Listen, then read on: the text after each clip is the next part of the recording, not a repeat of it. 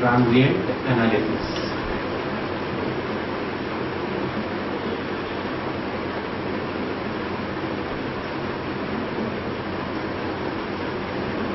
आज के लेक्चर में हम ट्रांजिएंट एनालिसिस के बारे में स्टडी करेंगे। सबसे पहले हम इस वर्ड का मतलब समझेंगे कि ट्रांजिएंट क्या होता है, ट्रांजिएंट को एनालिसिस कैसे करते हैं और इससे रिलेटेड टर्म्स और क्या हो सकते हैं। जब भी हम एक सर्किट के ऊपर वोल्टेज या करंट को हम चेंज करते हैं तो due to the change condition in voltage और करंट, जो सर्किट होता है हमारा वो ट्रांजिएंट कंडीशन में चले जाता है। मीन्स हम अगर इसको समझेंगे तो इस प्रकार से समझेंगे कि जब भी हम ट्रांजिएंट की बात करते हैं तो एक जो हमारा सर्किट होता है वो एक कंडीशन से दूसरी कंडीशन में जब जाता है तो उसके पैरामीटर्स चेंज हो जाते हैं and that condition is known as transient analysis. Transient जो एक वर्ड है वो ट्रांजिएंट हम इस प्रकार से समझेंगे। Let us take an example. अगर अभी हमारे पास वोल्टेज है 5 वोल्ट, यहां पर है रेजिस्टेंस R, यहां पर है कैपेसिटर C। इफ अभी यहां पर हमने 5 वोल्ट सप्लाई रखा है, अगर हम इस 5 वोल्ट को 10 वोल्ट से कन्वर्ट कर दें, तो जब हम इसको 5 वोल्ट से 10 वोल्ट सप्लाई देंगे तो due to the change in input voltage, यहाँ पर रेजिस्टेंस और इंडक्टर के cross current and voltage change होगा and that condition is known as transient condition. Transient condition जो होती है जब भी हम वोल्टेज चेंज करें या हम यहाँ पर से इस रेजिस्टेंस की वैल्यू चेंज करें या कैपेसिटर की वैल्यू चेंज करें तो due to the passive elements यहाँ पर ट्रांजिएंट की वैल्यू चेंज होगी and that condition is known as transient process. Transient की जो हमने बात की है तो ट्रांजिएंट में हमने due to the change in resistance, due to the change in capacitor और it may be a change in input voltage is known as transient period. इस पीरियड को कहते हैं हम लोग ट्रांजिएंट पीरियड।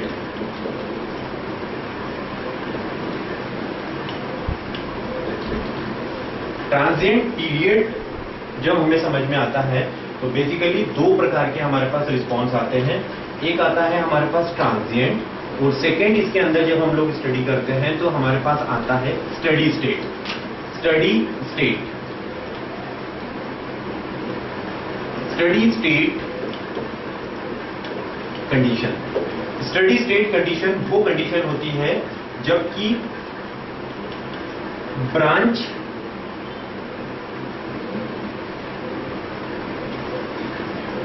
करंट और नोडल वोल्टेज चेंज नहीं होता है। जब भी branch voltage and branch current and nodal voltage जब भी चेंज नहीं होगा that condition is known as steady state condition. Means अगर हमें कांस्टेंट नोडल वोल्टेज मिल रहा है और कांस्टेंट ब्रांच करंट मिल रहा है that condition is known as steady state condition. Steady state condition को हम वो कंडीशन कहते हैं जब हमारा नोडल वोल्टेज और ब्रांच करंट चेंज नहीं होता है जिस सर्किट में, उस कंडीशन को हम लोग कहते हैं steady state condition. Steady state condition में हमारा नोडल वोल्टेज और ब्रांच करंट सेम रहेगा। That condition is known as steady state condition. Means अगर हम एक टोटल आउटपुट रिस्पॉन्स की बात करें तो हमारे पास अगर फॉर एग्जांपल एक करंट की बात कर रहे हैं तो करंट में एक हमारे पास ट्रांजिएंट टाइम होगा और एक होगा हमारे पास स्टडी स्टेट टाइम। इन दोनों को हम जब मिला देते हैं तो हमें टोटल रिस्पॉन्स मिलता है। ये अब बात हुई हमारी ट्रांजिएंट एंड स्टडी स्टेट। जब भी हम ट्रांजिएंट एनालिसिस की बात करते हैं तो सबसे पहले हम लोग इनिशियल कंडीशन की बात करते हैं। Initial condition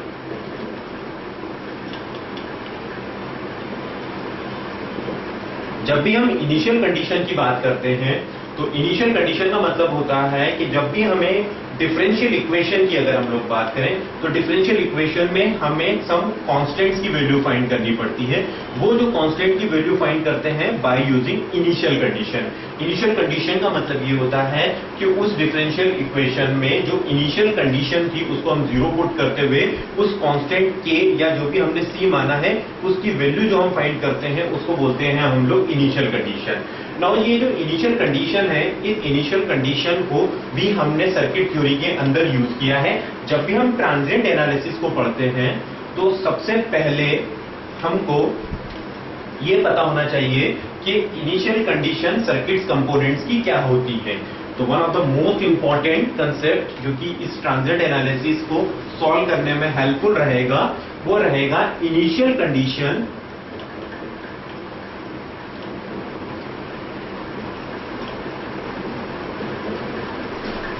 for components.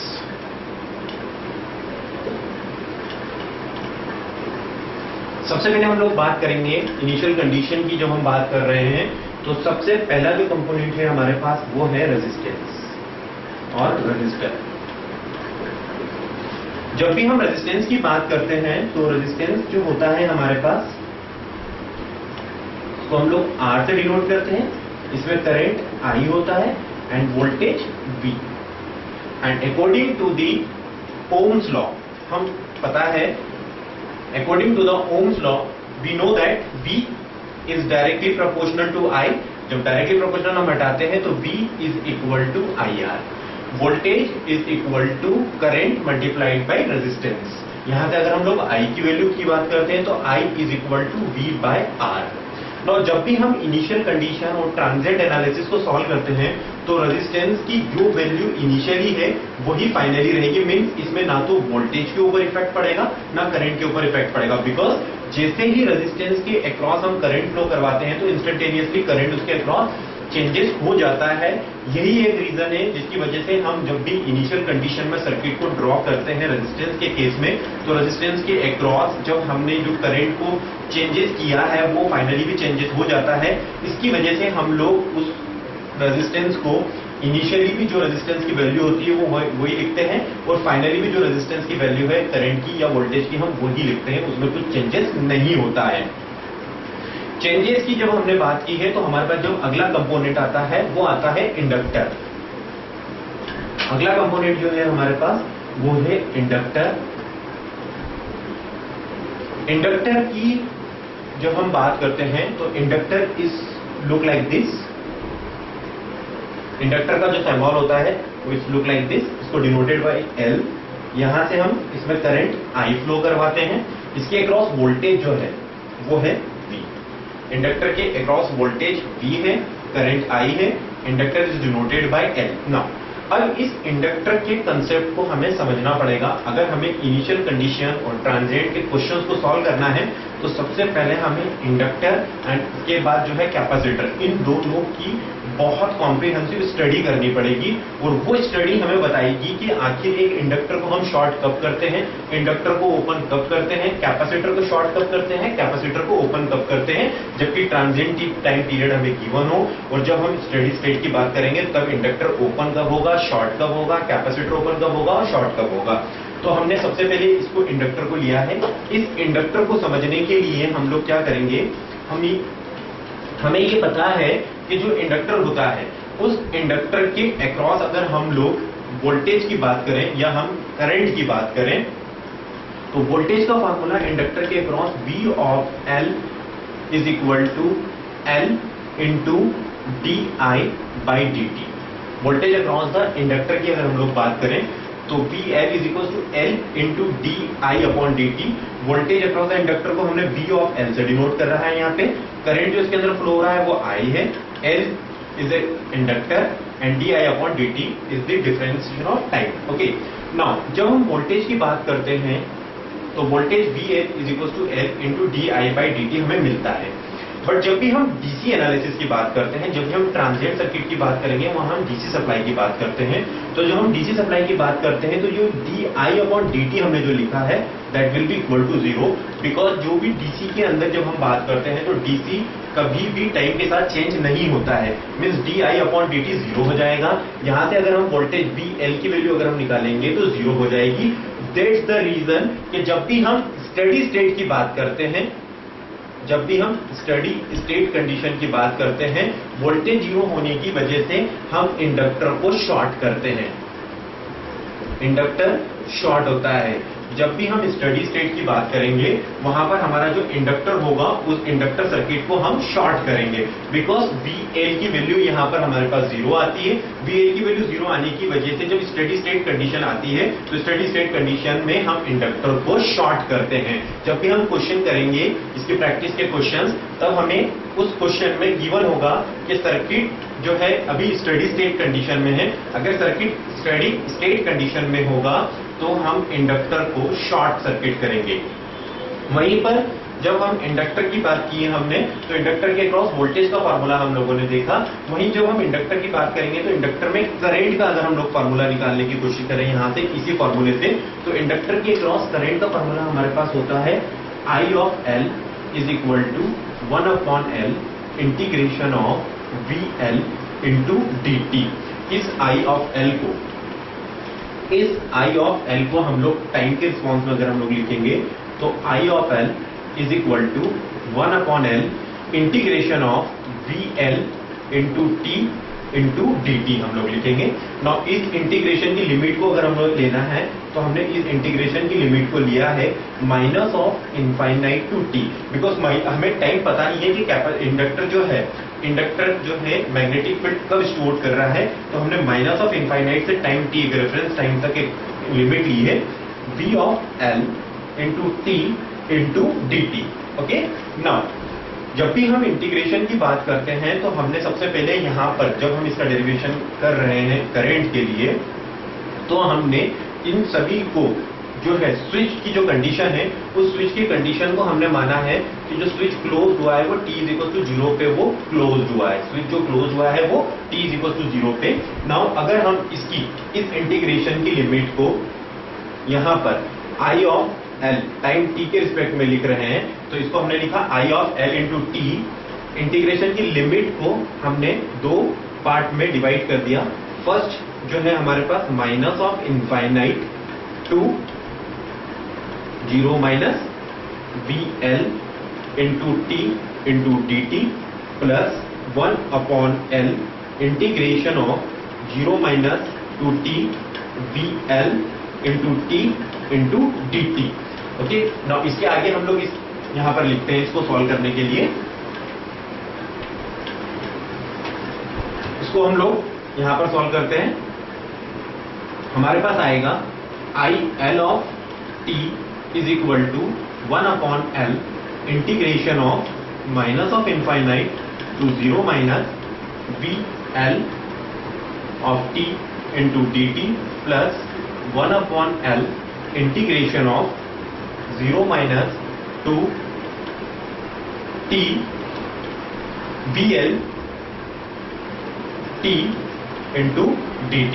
Okay, now अगर हम बात करें इस वाली लिमिट की, तो ये स्विच के पहले की कंडीशन है। तो स्विच की पहले की कंडीशन को हम लोग डिनोट कैसे करेंगे, ये पूरा एक करंट का फार्मूला है, तो इसको हमने I0 माइनस से डिनोट किया।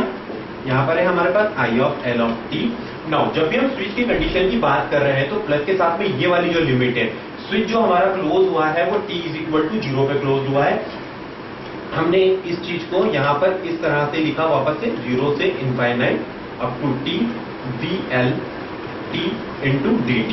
नाउ अगर हम t की जगह पर t0 प्लस वाली कंडीशन अगर रखते हैं तो 0 वाली प्लस वाली कंडीशन इसमें रखेंगे तो IL0 plus is equal to IL0 minus plus 1/L integration of 0 minus to 0 plus VL t into dt। Now जब भी हमने बात की है कि स्विच हमारा क्लोज हुआ है t इज इक्वल टू 0 पे। नाउ ये वाली जो कंडीशन है हमारी 0 माइनस से लेके 0 प्लस, इसकी वैल्यू इंटीग्रेशन में 0 हो जाएगी। जब इसकी वैल्यू 0 हो जाएगी हमारे पास, तो हमें पता लग जाएगा कि जो IL 0 प्लस है वो I 0 माइनस के बराबर है। हम इसको भी इंडक्टर का करंट ही मान रहे हैं, इसलिए इसको I ऑफ L से डिनोट किया है हम लोगों ने। तो हमें पता लगेगा कि जब भी हम इंडक्टर को सॉल्व करते हैं तो उसके अंदर जो इनिशियली करंट होता है वही फाइनली करंट हम लोग लेते हैं। मींस इंडक्टर की जब हम डेफिनेशन बोलते हैं तो इंडक्टर क्या होता है, एक हमारे पास inductor is a property of material due to which it opposes the rate of change of current. Rate of change of current को अपोज करता है, दैट्स व्हाई जो इनिशियली करंट होगा वही हमारे पास फाइनली करंट होगा। इससे हमें ये पता लगता है कि जब भी हम कंडक्टर की बात करेंगे तो जब भी हमारा इंडक्टर होगा उसमें जो हम इनिशियली करंट निकालेंगे वही हमारे पास फाइनली भी करंट होगा। से फॉर एन एग्जांपल, अगर हम इनिशियली करंट, अगर इंडक्टर की बात कर रहे हैं, अगर इंडक्टर के across initially current for an example, inductor के अक्रॉस करंट अगर हमारे पास I ऑफ L हमने कहीं निकाला है और इंडक्टर के अक्रॉस करंट अगर 0 है तो फाइनली भी इंडक्टर के अक्रॉस करंट 0 होगा। इसका मतलब ये होता है कि जब फाइनली हम सर्किट बना रहे होंगे IL 0 प्लस पे, तो वहां इंडक्टर को हम ओपन करेंगे, इंडक्टर को ओपन कर देंगे। वो इंडक्टर जहां पर भी लगा हुआ होगा इंडक्टर को हम लोग ओपन कर देंगे। Let us take another example. अगर फॉर एन एग्जांपल अगर कहीं पर हम IL 0 माइनस निकाल रहे हैं, अगर वो 10 एम्पियर आ रहा है तो वही IL 0 प्लस पे भी होगा। मीन्स हम ये कह सकते हैं कि जब हम इंडक्टर को IL 0 प्लस पे बना रहे होंगे उसकी वैल्यू कितनी होगी, 10 एम्पियर। मीन्स हम ये कह सकते हैं कि इंडक्टर को हम लोग कन्वर्ट करेंगे एक करंट सोर्स से, एक करंट सोर्स लगाएंगे वहां पे और उसकी वैल्यू होगी हमारे पास 10 एम्पियर।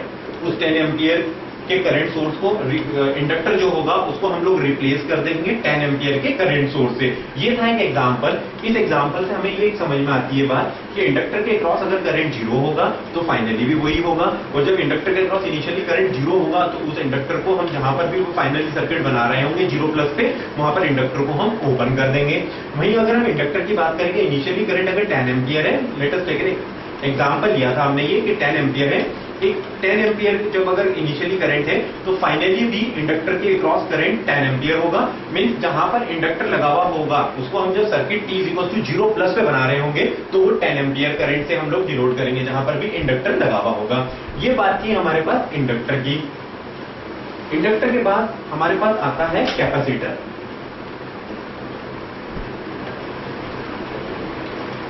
जब भी हम कैपेसिटर C की बात करते हैं तो कैपेसिटर C हमारे पास किस प्रकार से लगा हुआ होता है, कैपेसिटर का सिंबल इस प्रकार से हम लोग लगाते हैं, this is plus, this is minus, plus minus. Inductor के क्रॉस करंट हमने IC माना है, कैपेसिटर के क्रॉस करंट हमने IC माना है, कैपेसिटर को C से डिनोट किया है। इसके क्रॉस जो वोल्टेज है वो वोल्टेज हमने V of voltage V apply किया हुआ है इसके ऊपर। कैपेसिटर का वोल्टेज VC है। नाउ अगर हम कैपेसिटर के करंट और वोल्टेज की फॉर्म की बात करते हैं तो कैपेसिटर में सबसे पहले हम लोग बात करते हैं करंट की। तो कैपेसिटर में करंट का फॉर्मूला अगर हम लोग देखें तो IC is equal to C into dV/dt होता है हमारे पास। IC is equal to C into dV/dt। जब भी हम DC की बात करते हैं ये dV/dt जो होगा हमारे पास rate of change of voltage वो हो जाएगा 0। Means IC is equal to 0 हो जाएगा। IC जब हमारे पास 0 हो जाएगा तो हम कह सकते हैं कि जब भी हम स्टडी स्टेट की बात करेंगे, स्टडी स्टेट कंडीशन में कैपेसिटर हमेशा ओपन होगा। कैपेसिटर को हम लोग ओपन करेंगे, capacitor is open circuited. Capacitor को हम लोग ओपन कर देंगे बिकॉज हमने ये देखा कि कैपेसिटर के क्रॉस जो करंट IC होता है which is equal to C into dV/dt। जब भी हम DC सर्किट की बात करते हैं तो rate of change of voltage 0 हो जाएगा। Rate of change of voltage 0 हो जाएगा मींस IC की वैल्यू 0 हो जाएगी। ये वैल्यू को उठा के हम यहाँ रख देंगे तो करंट की वैल्यू 0 आ जाएगी। करंट की वैल्यू 0 आने का मतलब होता है ओपन सर्किटेड। ओपन सर्किट मतलब स्टडी स्टेट कंडीशन जब भी हम लोग कहेंगे जब ब्रांच का करंट और लोड का वोल्टेज चेंज नहीं होता है उस कंडीशन में हम लोग कैपेसिटर को ओपन सर्किट करेंगे। नाउ जब हमने बात की है करंट की तो वहीं हम कैपेसिटर के अक्रॉस वोल्टेज की भी बात करते हैं। तो तो कैपेसिटर के अक्रॉस वोल्टेज का formula V of C is equal to 1 upon C integration of IC into dt होता है। इसकी जब हम लोग लिमिट लगाएंगे जैसे कि हम इंडक्टर में कर रहे थे, तो VC is equal to 1 upon C integration of minus of infinite to t IC into dt। हम बात कर रहे हैं टाइम के रिस्पेक्ट में, इसलिए हमने VC of t is equal to 1 upon C integration of minus of infinite to t into IC of t into dt लिया हुआ है। इस चीज को अगर हम दो उसमें स्प्लिट करेंगे, दो लिमिट में जब हम लोग इसको स्प्लिट करेंगे तो हमारे पास मिलेगा VC of t is equal to 1 upon C integration of minus of infinite to 0 minus IC of t into dt plus 1 upon C integration of 0 minus to t IC t into dt, ये हमें मिलेगा। Now हम t को replace करते हैं 0 plus से। Switch की condition हमने मानी है t इज इक्वल टू 0 पे, स्विच को हमने क्लोज किया है, स्विच जो है क्लोज्ड है at t is equal to 0 से कंडीशन पे हमने इसको क्लोज्ड किया है। दैट मीन्स हम जब इसके अंदर t को पुट करेंगे तो ये हो जाएगा हमारे पास VC 0 plus is equal to 1 upon C integration of minus of infinite to 0 minus IC of t into dt plus 1 upon C integration of 0 minus to 0 plus IC t into dt।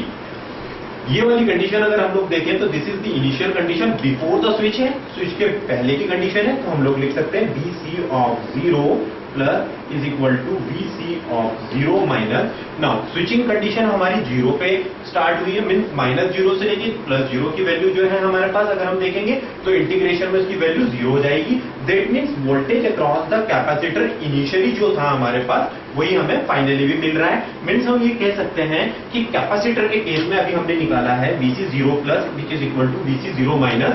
जैसे कि अगर हम एक capacitor की बात कर रहे हैं तो उसका हमारे पास रिलेशन आया है, वो रिलेशन ये आया है कि जब भी VC 0 माइनस की जो वैल्यू होगी इनिशियली वोल्टेज की वो फाइनली वोल्टेज के बराबर होगी, अभी हम लोगों ने देखा है। तो कह सकते हैं हम लोग कि अगर कैपेसिटर के क्रॉस जो इनिशियली वोल्टेज होगा वही कैपेसिटर के क्रॉस फाइनली वोल्टेज भी होगा। जब भी हम सर्किट बनाएंगे और उसमें अगर हमारे पास इनिशियली वोल्टेज कैपेसिटर के अक्रॉस सेट 0 वोल्ट है, से 0 volt which is equal to capacitor के अक्रॉस वो फाइनली वोल्टेज भी वही रहेगा। मींस कैपेसिटर के अक्रॉस जो इनिशियली वोल्टेज है वही कैपेसिटर के अक्रॉस फाइनली वोल्टेज होगा। मींस कैपेसिटर को हम शॉर्ट करेंगे। अगर हमने किसी सर्किट के अंदर इनिशियली वोल्टेज कैपेसिटर के अक्रॉस 0 वोल्ट निकाला है और उस सर्किट को हम VC 0 प्लस पे डिजाइन कर रहे हैं, सर्किट के t is equal to 0 plus पे, तो कैपेसिटर जहां पर भी लगा होगा उसको हम लोग शॉर्ट सर्किट कर देंगे। वहीं अगर हमने एक और चीज देखी इसके अंदर कि VC 0 माइनस की value let us take example के तौर पे एक हमने लिए कि 5 वोल्ट अगर हमने निकाली है, अगर VC 0 की माइनस की वैल्यू अगर हमने 5 वोल्ट निकाली है तो VC 0 प्लस की वैल्यू भी वही 5 वोल्ट रहेगी हमारे पास। हम कह सकते हैं कि अगर हम सर्किट की वैल्यू इनिशियली अगर निकाल रहे हैं 5 वोल्ट तो फाइनली भी वही रहेगी। वही रहने का मतलब ये होता है कि अब जब सर्किट को हम t is equal to 0 plus पे डिजाइन कर रहे होंगे तो कैपेसिटर को रिप्लेस करेंगे हम लोग 5 वोल्ट की बैटरी से। 5 वोल्ट की बैटरी से हमारा कैपेसिटर रिप्लेस हो जाएगा। ये बात की है हमने ट्रांजिएंट एनालिसिस के कंपोनेंट की। जब अगर हम इलेक्ट्रॉनिक्स कंपोनेंट्स की बात करते हैं तो हमने रेजिस्टेंस का केस देखा, हमने इंडक्टर का केस देखा, हमने कैपेसिटर का केस देखा। इंडक्टर के केस में हमने ये देखा कि इनिशियली जो करंट होता है वही फाइनली करंट होता है। कैपेसिटर के केस में हमने देखा कि जो इनिशियली वोल्टेज होता है वही फाइनली वोल्टेज होता है। यहाँ पर मैं आपको एक बात बता दूं कि अभी जब हम इंडक्टर की बात कर रहे हैं तो इंडक्टर के केस में हमने करंट की बात की है कि जो इनिशियली करंट होगा वही फाइनली होगा, बट हमने इंडक्टर के केस में वोल्टेज की बात नहीं की है। वोल्टेज में भी चेंज, वोल्टेज जो इनिशियली होगा वो फाइनली हो हम कह नहीं सकते। वही कैपेसिटर के केस में इनिशियली जो वोल्टेज होगा वो फाइनली वोल्टेज होगा, बट करंट जो है वो may be change, current change होगा, लेकिन कैपेसिटर के क्रॉस वोल्टेज जो इनिशियली हमने निकाल लिया है वही फाइनली भी रहेगा। नाउ अब जब भी हम स्विचिंग कंडीशन की बात करते हैं, जब भी हम स्विचिंग कंडीशन की बात करेंगे तो स्विचिंग कंडीशन हम सबसे पहले उसके बेसिक्स टाइम की बात कर लेते हैं। हम 3 टाइम की बात करेंगे जब भी क्वेश्चन को सॉल्व करेंगे, तो हम 3 टाइम की बात करेंगे। एक t = 0 माइनस, एक हम बात करेंगे t = 0 की, और एक बात करेंगे हम लोग t = 0 प्लस की। ये t = 0 का मतलब होता है reference time. t = 0 means the reference time. t = 0 से पहले जो टाइम होता है उसको हम लोग t = 0 माइनस से डिनोट करेंगे, बिफोर द रेफरेंस टाइम। और t = 0 प्लस से जो बाद में टाइम होता है उसको हम लोग आफ्टर टाइम बोलते हैं, और उसको डिनोट करते हैं हम लोग t = 0 प्लस से। t = 0 जो होता है रेफरेंस टाइम होता है हमारा, t = 0 माइनस जो होता है उससे पहले का समय होता है, और t = 0 प्लस जो है वो उसके बाद का समय होता है। जब भी हम सर्किट का एनालिसिस करेंगे हमें कंडीशन सर्किट के अंदर गिवन होगी कि स्विच कब ओपन हुआ है और स्विच कब क्लोज हुआ है, और उसके हिसाब से हम लोग कंडीशन को फॉलो करेंगे। तो t = 0 जो होगा वो रेफरेंस टाइम होगा हमारा, t = 0 माइनस जो होगा उससे t रेफरेंस टाइम से पहले वाला समय होगा, और t = 0 जो है वो रेफरेंस टाइम के बाद वाला टाइम होगा। नाउ अब इन सभी चीजों को हम एक सर्किट में किस प्रकार से सॉल्व करेंगे। अगर हमें एक रजिस्टर, इंडक्टर और कैपेसिटर दे रखा है और स्विचेस की कंडीशन अगर हमें दे रखी है, तो उस कंडीशंस को हम सॉल्व कैसे करेंगे ट्रांजिएंट के अंदर। तो हम एक एक करके एग्जांपल लेते हैं और उन एग्जांपल के अंदर इन चीजों को इंप्लीमेंट करते हैं।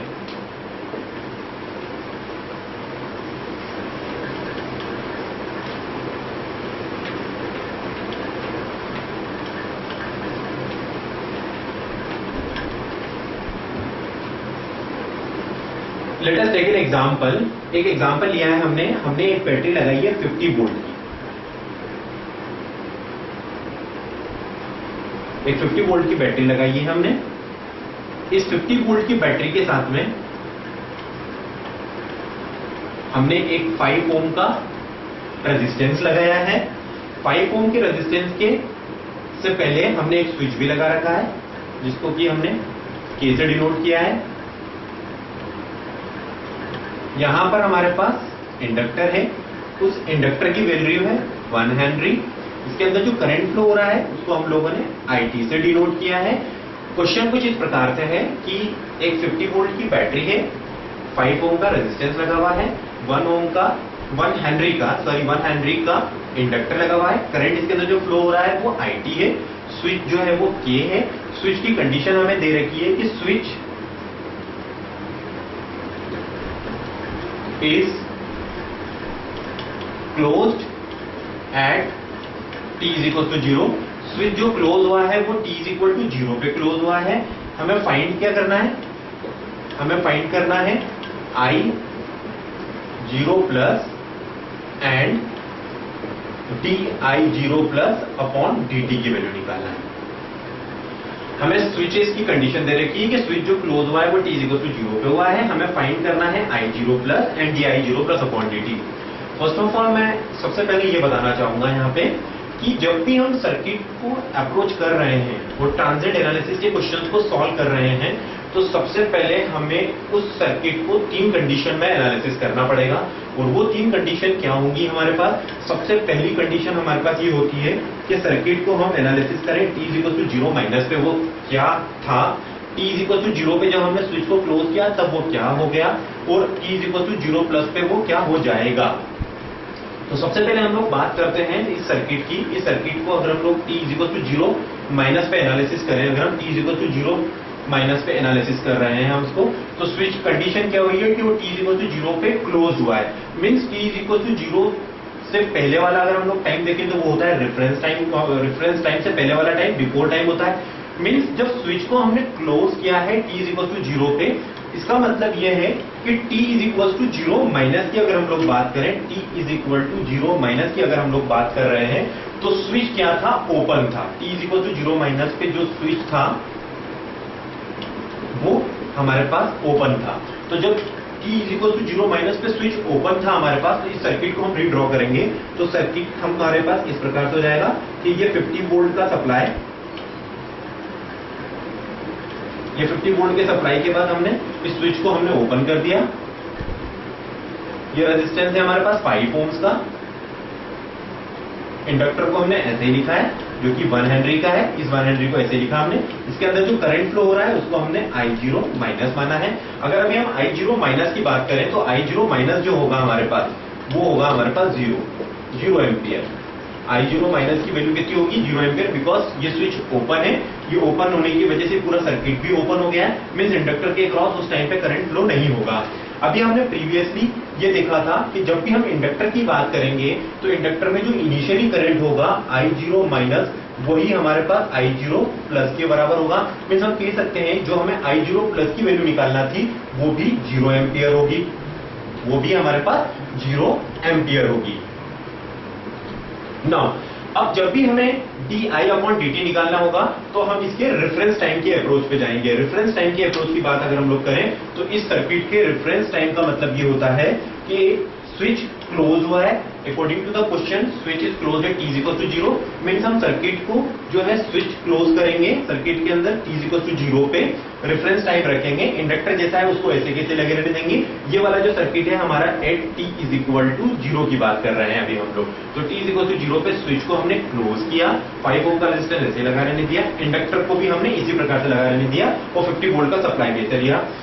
में जब हम लोग KVL लगाएंगे तो हमारे पास आएगा 50 is equal to 5 into IT plus inductor के क्रॉस वोल्टेज का फॉर्मूला होता है हमारे पास 1/L। L की वैल्यू हमें 1 दे रखी है इसलिए हमने 1 रखी। 1/L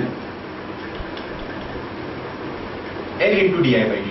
L into di/dt means 1 into di/dt 1 Henry. L into di/dt से L की वैल्यू 1 di/dt। नाउ अगर हम रेफरेंस टाइम की बात कर रहे हैं तो t=0 प्लस इसके अंदर अगर हम लोग पुट करते हैं तो हमारे पास आएगा 50 इज इक्वल टू, हमारे पास रेफरेंस टाइम में क्या आएगा 50 is equal to reference time इसके अंदर हम लोग पुट कर देंगे तो 5 into I0 plus plus L into di0 plus upon dt। Now यहां से इसको अगर हम लोग सॉल्व करेंगे तो हमारे पास आ जाएगा I0 प्लस की वैल्यू अगर हम लोग यहां से पुट करते हैं तो I0 प्लस की वैल्यू हमने प्रीवियसली निकाल चुके हैं जो कि I0 माइनस के बराबर थी। I0 प्लस की वैल्यू थी हमारे पास 0, तो उस 0 को उठा के हम लोग यहाँ पे रख देंगे। मीन्स जब इसके अंदर 0 रखेंगे हमारे पास तो आ जाएगा हमारे पास 50 is equal to di0 plus upon dt। Because यहाँ पर जब हम 0 रखेंगे तो 0 का 5 के साथ मल्टीप्लाई करेंगे तो 0 हो जाएगा। मीन्स हम कह सकते हैं कि जो हमारी di0 प्लस अपॉन dt की वैल्यू आई है वो आई है 50 ampere per second. Because di/dt निकाल रहे हैं तो di/dt की वैल्यू कितनी रखेंगे हम लोग 50। आंसर आया हमारे पास 50 एम्पियर पर सेकेंड। यहां से 50 एम्पियर पर सेकेंड आंसर आया हमारे पास di/dt is 50 ampere per second. Now अभी हमने बात की थी कि जब भी हमारे पास एक सप्लाई लगा हुआ होगा, रेजिस्टेंस लगा हुआ होगा और इंडक्टर की बात की थी। नाउ इसी सेम क्वेश्चन को अगर हमें रखना है और अगर हम कैपेसिटर को अगर इस सर्किट्स में लगाते हैं, सेम सिचुएशन रखी है हमने, कंडीशन भी वही है, बट इंडक्टर की जगह पर हमने रिप्लेस किया है कैपेसिटर से। मीन्स हमने क्या किया है, हमारे पास ये 50 वोल्ट का सप्लाई है, ये 50 वोल्ट का सप्लाई है। यहां पर हमने वही स्विच लगाया है कि यहां पर हमने रेजिस्टेंस की वैल्यू वही 5 ओम्स रखी है। रेजिस्टेंस की वैल्यू के साथ अब यहां पर जब इंडक्टर था, इस केस में हमने अगर कैपेसिटर को लगा दें तो क्या होगा। अगर हमने कैपेसिटर को लगा दिया यहां पर और उस कैपेसिटर की वैल्यू ले ली हमने 0.5 फैराड, इसके अंदर जो करंट फ्लो हो रहा है वो है IT। स्विच जो क्लोज हुआ है वो t=0 पे हुआ है।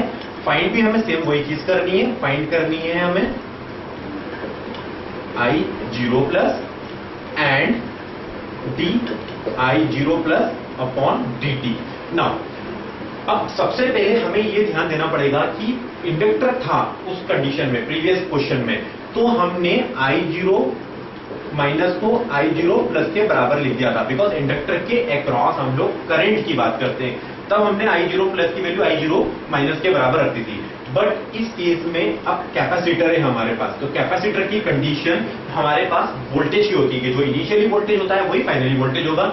सेम इस क्वेश्चन को भी हम लोग उसी प्रकार से करेंगे। सबसे पहले हम इस सर्किट को t is equal to 0 minus पे बनाएंगे। जब भी हम t is equal to 0 minus पे अगर बना रहे हैं तो switch is close at t is equal to 0 means t is equal to 0 minus पे वो ओपन था। अगर ओपन था तो सर्किट किस प्रकार से बन जाएगा हमारे पास, स्विच ओपन हो जाएगा, रेजिस्टेंस 5 ओम्स का जैसा था वैसे ही लगा रहेगा, कैपेसिटर भी हमारी कंडीशन में वैसे ही रहेगा।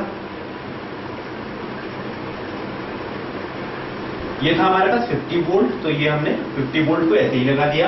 इसके अंदर जो करंट फ्लो हो रहा है, यहाँ पे कैपेसिटर की वैल्यू 0.5 है, हमने 0.5 रख दी। इसके अंदर जो करंट फ्लो हो रहा है उसको हमने I0 माइनस से डिनोट कर दिया। नाउ अगर हम I0 माइनस की वैल्यू निकालेंगे तो I0 माइनस जो है हमारे पास उसकी वैल्यू 0 है, बट इस केस में हम I0 प्लस के बराबर नहीं कहेंगे बिकॉज यहाँ इंडक्टर नहीं है, यहाँ पर कैपेसिटर है। ये चीज हमें नोट करनी पड़ेगी बिकॉज जब भी हम इंडक्टर की बात करते हैं तभी हम I0 माइनस को I0 प्लस के बराबर कह सकते हैं, बट यहाँ पर जो I0 माइनस होगा वो I0 प्लस के बराबर नहीं होगा। नाउ इस कंडीशन में अगर हम लोग देखें तो initially voltage across the capacitor की अगर हम लोग बात कर रहे हैं, जिसको कि हम VC0 माइनस की बात कर रहे हैं, तो VC0 माइनस ये पूरा स्विच जो है हमारे पास स्विच को ओपन कर रखा है, मतलब सर्किट पूरा ओपन सर्किट है। ओपन सर्किट है मतलब VC0 माइनस की वैल्यू हम 0 लेंगे, जो कि किसके बराबर होगी, VC0 प्लस के बराबर। Means VC0 minus is equal to the VC0 plus, means जो वोल्टेज अक्रॉस द कैपेसिटर आया है इनिशियली वही फाइनली भी रहेगा। इसके बाद हम इस सर्किट को t is equal to 0 plus पे बनाएंगे और रेफरेंस टाइम पे बनाएंगे। तो t is equal to circuit है t इज इक्वल टू 0 पर अगर हम इस सर्किट को वापस से रीड्रॉ करें तो हमारे पास 50 वोल्ट का सप्लाई लगा हुआ होगा। इस 50 वोल्ट के सप्लाई के साथ में स्विच क्लोज होगा, क्योंकि switch is close at t is equal to 0 है। रेफरेंस टाइम को हम ऐसे ही रखेंगे। यहाँ पर हमारे पास जो कैपेसिटर है, इस कैपेसिटर की वैल्यू भी हम 0.5 जो थी वैसी की वैसी रखेंगे। इसके अंदर जो करंट फ्लो हो रहा है उसको हमने रेफरेंस टाइम में IT मान लिया है। ना अब अगर हम बात कर रहे हैं इस रेफरेंस टाइम के अंदर इसके KVL की लगाने की, तो ये हो जाएगा हमारे पास 50 is equal to 5 into IT plus capacitor के अक्रॉस वोल्टेज का फॉर्मूला होता है हमारे पास 1/C। 1/C मतलब 1/0.5 integration of IC into dt means IT into dt, because IT इसके अंदर फ्लो हो रहा है इसलिए हमने IT इंटू dt लिया हुआ है। Now this is the voltage across the capacitor, means हम इसको ऐसा लिख सकते हैं 50 is equal to 5 into IT plus VC into T, voltage across the capacitor. Voltage across the capacitor initially और फाइनली अभी हमने प्रूव किया है कि वो 0 है। इनिशियली और फाइनली दोनों तरफ वो 0 है, मीन्स हम ये कह सकते हैं कि 50 is equal to 5 into IT। T की जगह पर हम लोग रेफरेंस टाइम रखेंगे। T की जगह पर जब हमने रेफरेंस टाइम रखा है, T की जगह पर हम रेफरेंस टाइम रखेंगे तो T is equal to 0 plus हम जब रखेंगे तो यहाँ से अगर हमारी जो वैल्यू है उस वैल्यू को हम लोग पुट करेंगे इसके अंदर, तो हमारे पास आ जाएगा 50 is equal to 5 into I0 plus, और I0 प्लस की वैल्यू जब हम लोग फाइंड करेंगे वो आ जाएगी हमारे पास 50/5 means 10 ampere. Means I0 plus की वैल्यू इस केस में हमारे पास आएगी 10 एम्पियर। बट अगर यहाँ इंडक्टर लगा हुआ होता तो हम उसको I0 माइनस की वैल्यू को I0 प्लस के बराबर कह सकते थे। नाउ अब हमें फाइंड करनी है value dI0 plus upon dt। तो ये वाली जो कंडीशन थी हमारी, ये वाली कंडीशन का मतलब है कि जो हमारी इस कंडीशन में हमने जो निकाला है, जो एक हमारी इक्वेशन बनी थी, इसको अगर हम डिफरेंशिएट कर दें तो 50 को डिफरेंशिएट, इस वाली इक्वेशन को जो हम डिफरेंशिएट करेंगे 50 का डिफरेंशिएशन करेंगे t के रिस्पेक्ट में तो 0 हो जाएगा, 5 कांस्टेंट बाहर आ जाएगा, di अपॉन dt। इसको इंटीग्रेट करेंगे हम तो आ जाएगा हमारे पास 1/0.5। इंटीग्रेशन को जो हम डिफरेंशिएशन करेंगे तो यहां से बचेगा हमारे पास IT। IT को हम लोग निकाल चुके हैं, जो IT 0 प्लस आया है वो हमारे पास आया है 10 एम्पियर। 10 एम्पियर हमारे पास इसकी वैल्यू आई भी है। उस 10 एम्पियर वैल्यू को हम लोग इसके अंदर रख देंगे। मीन्स अगर हम लोग इसको सॉल्व करेंगे t is equal to 0 plus पे, तो t is equal to 0 plus पे हम इसकी वैल्यूज को सॉल्व करेंगे। इस चीज को हम उठा के इधर लेकर आएंगे, ये हमारे पास हो जाएगा। इसको सॉल्व करेंगे हम लोग, यहाँ पर सॉल्व करते हैं इसको जब हम सॉल्व करेंगे तो इस वैल्यू को उठा के हम इधर लेकर आ जाते हैं। ये हो जाएगा हमारे पास 1/0.5 को और लिखेंगे तो ये हो जाएगा हमारे पास 2 इंटू आई जीरो प्लस, क्योंकि टी की जगह पर हमने जीरो प्लस पुट किया है, is equal to minus sign के साथ में रहेगा ये, इज इक्वल टू हमारे पास रहेगा 5 into D I zero plus upon D T. Now I zero plus की वैल्यू हमारे पास अगर 10 है तो -2 मल्टीप्लाइड बाई 10, इस 10 की वैल्यू को उठा के हम लोग यहाँ पे रख देंगे, is equal to 5 into D I zero plus upon D T. Means इसको सॉल्व करेंगे हम लोग तो ये हो जाएगा हमारे पास -20 upon 5 is equal to D I zero plus upon D T. Means अगर हम यहाँ से डी आई zero plus upon D T की वैल्यू निकालेंगे, that will be equal to -4 ampere, -4, note down यहाँ पर यूनिट लिखना मस्ट है, -4 एम्पियर पर सेकेंड। ये हमारे पास डी आई zero plus upon D T की वैल्यू निकलेगी। इस केस में हमने देखा है कि जब कैपेसिटर लगाते हैं हम तो हमारे पास आई जीरो प्लस की वैल्यू भी आती है और डी आई zero plus upon D T की भी वैल्यू आती है। ये एक एग्जांपल हमने देखा। Now let us take another example. Now let us take another example। अब एक एग्जांपल में इसी तौर पे अभी हमने एक केस देखा इंडक्टर का, एक केस देखा हमने कैपेसिटर का। अब अगर एक ऐसा सर्किट जिसके अंदर इंडक्टर और कैपेसिटर दोनों को हमने लगा दिया है, मीन्स हमें उसकी दोनों कंडीशन को चेक करना पड़ेगा। इंडक्टर के across initially current and finally current, capacitor के across initially voltage and finally voltage. वो हम कैसे आइडेंटिफाई करेंगे अब इस एग्जाम्पल के अंदर हम लोग देखेंगे।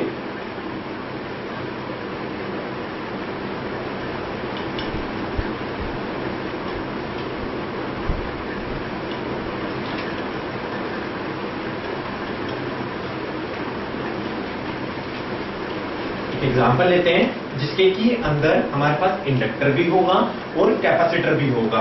उस इंडक्टर और कैपेसिटर को हम किस प्रकार से सॉल्व करेंगे ये अभी हम लोग देखेंगे। हमने let us take an example, हमने एक स्विच लगाया के, एक रेजिस्टेंस हमने 5 ओम्स का लिया, इसके साथ में एक इंडक्टर लगाया और इसी के साथ में एक हमने कैपेसिटर लगाया और एक बैटरी लगा दी हमने।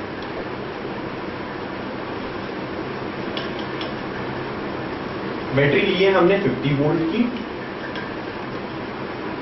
इंडक्टर की वैल्यू हमने 1 हेनरी ले रखी है, कैपेसिटर की वैल्यू हमने 0.2 फैराड ले रखी है। इसके अंदर जो करंट फ्लो हो रहा है वो है हमारे पास IT। हमने कंडीशन जो मानी है, स्विच जो हुआ है क्लोज हुआ है t इज इक्वल टू 0 पे, switch is close at t is equal to 0। हमें फाइंड करना है आई जीरो प्लस की value and d I zero plus upon D T की value and another d square i zero plus upon D T square की value भी हमें find करनी है इस क्वेश्चन के अंदर। नाउ अब हम सबसे पहले कंडीशन को पढ़ते हैं। कंडीशन है switch is close at t is equal to 0।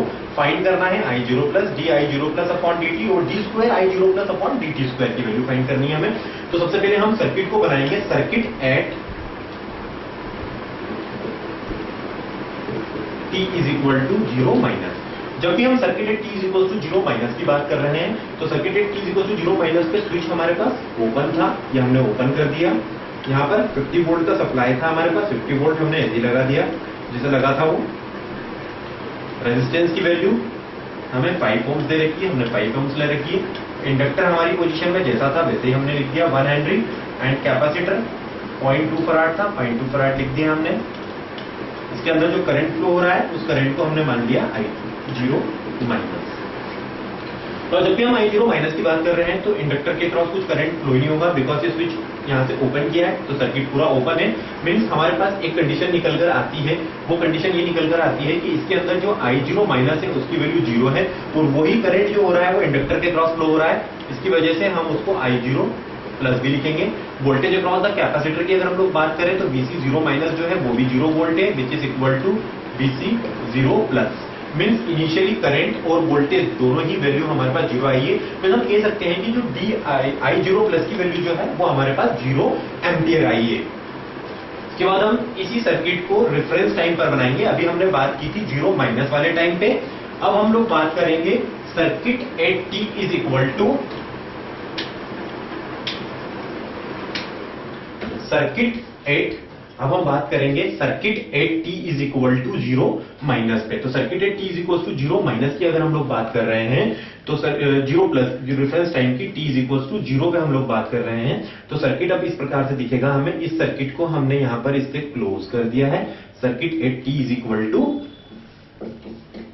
0 time पे, circuit at t is equal to 0 time पे हमारे पास इस प्रकार से रहेगा। हमारे पास इन दोनों की इनिशियली वैल्यू वोल्टेज और करंट दोनों की वैल्यू 0 आई थी, ये हमने नोट डाउन कर लिए। इसमें हम लोग केवीएल लगाएंगे। जब भी हम केवीएल की बात करेंगे तो केवीएल किस प्रकार से लगेगा, हमारे पास अगर 5 ओम से 1 हेनरी और 0.2 फैराड है हमारे पास, तो हम लोग क्या करेंगे, सबसे पहले इसको सॉल्व करने के लिए इसके साथ केवीएल लगाएंगे हमारे पास। तो 50 is equal to 5 into I T plus L into D I by D T, मतलब 1 into D I T upon D T plus 1 upon C integration of I T into D T. Okay, now इसको solve करेंगे। अभी अगर हम लोग reference time की बात कर रहे हैं, t is equals to 0 plus की बात कर रहे हैं, ये हमारे पास 50 रहेगा। This is 5 into I zero plus, जिसकी वैल्यू 0 हम लोग निकाल चुके हैं, 1 into D I by D T 0 plus upon D T, this is D T. Now this is the voltage. This is a voltage across the capacitor initially. Means इसको हम लोग बोल सकते हैं VC 0 प्लस। जब हम इसकी कंडीशन इसके अंदर पुट करेंगे, इसकी कंडीशंस को पुट करेंगे हम लोग, तो कंडीशन पुट करते वक्त हमारे पास यहां पर मिलेगा 50 इज इक्वल टू, इसकी वैल्यू हमारे पास ऑलरेडी 0 हम लोग निकाल चुके हैं, तो 5 मल्टीप्लाइड बाई 0, इसकी वैल्यू पूरी 0 हो जाएगी, इसकी वैल्यू भी हमारे पास 0 हो जाएगी। मीन्स अगर हम लोग D I 0 plus upon D T की बात करेंगे, तो D I 0 plus upon D T की वैल्यू हमारे पास आएगी 50 ampere per second. 50 ampere per second, D I T upon D T की वैल्यू अगर हम लोग निकालेंगे तो वो आएगी हमारे पास 50 एम्पियर पर सेकेंड। ये हमने नोट डाउन कर ली है। 50 एम्पियर पर सेकेंड हमारी वैल्यू आई है D I upon D T की। इसके बाद हमें क्वेश्चन के अंदर बोला था D square 0 upon D T square की वैल्यू निकालना है हमें। इसकी वैल्यूज को हम लोग फाइंड करने के लिए इस वाली इक्वेशन को हम लोग डिफरेंशिएट कर देंगे।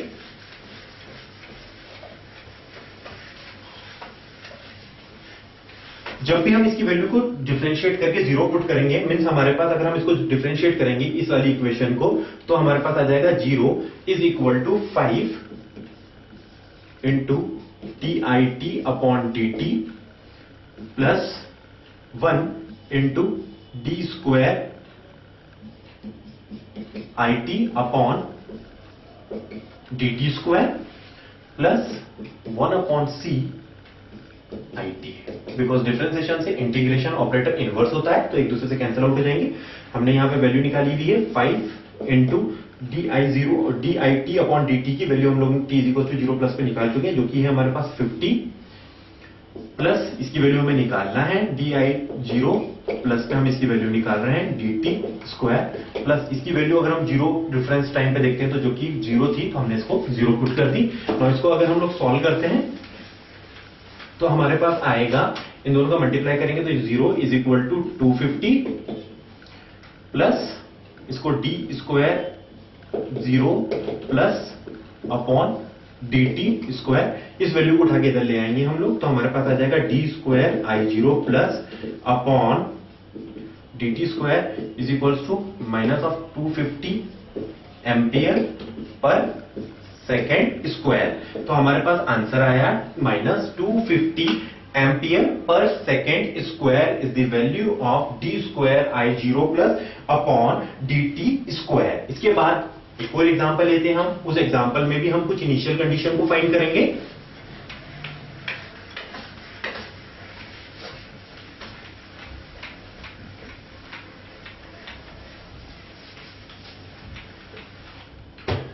Let us take an example. एक वोल्टेज V लिया है हमने, यहां पर एक रेजिस्टेंस है हमारे पास R, यहां पर हमने एक स्विच लगा रखा है K, इसकी वैल्यू हमने R1 ले रखी है, इसकी वैल्यू हमने R2 ले रखी है,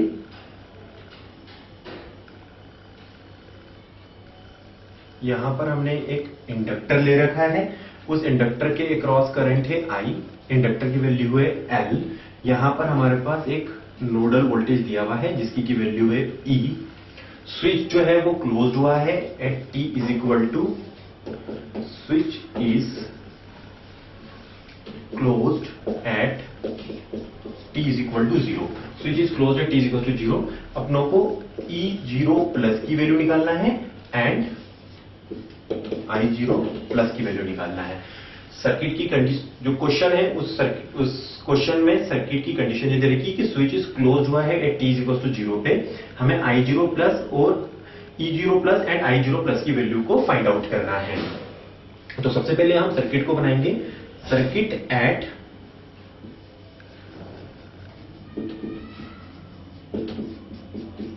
T is equal to 0 minus. जब भी circuit at T is equal to 0 minus की हम लोग बात करेंगे, हमारा जो सर्किट होगा वो सर्किट किस प्रकार से होगा, एक वोल्टेज सोर्स लगा हुआ होगा जो की वैल्यू V है। उसके साथ में circuit at T is equal to 0 minus बना रहे हैं। रेजिस्टेंस R1 हमारी पोजीशन में होगा, स्विच ओपन होगा, ये R2 होगा हमारे पास। यहां पर हमारे पास इंडक्टर होगा, इसकी की वैल्यू L है। यहां पर I0 माइनस मान लेते हैं, यहां पर हमारे पास E0 minus, because T is equal to 0 minus बना रहे हैं।